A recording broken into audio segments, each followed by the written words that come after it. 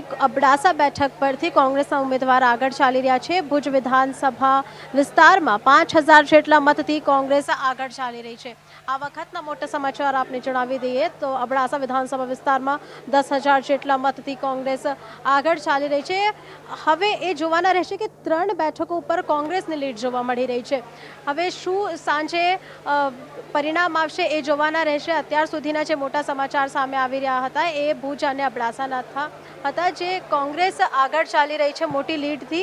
ભુજ વિસ્તારમાં પણ 5000 જેટલા મતોથી કોંગ્રેસ આગળ ચાલી રહી છે।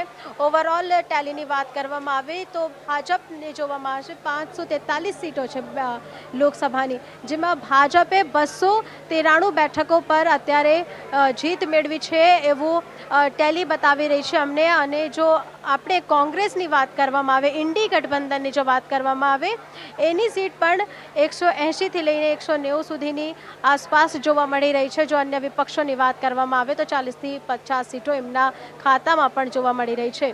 તો અત્યારે જે હાલના અપડેટ્સ હતા એ જ હતા, આપને જણાવી દઈએ તો હાલના અપડેટ્સ જે આવી રહ્યા હતા એ તમારે સામે હતા।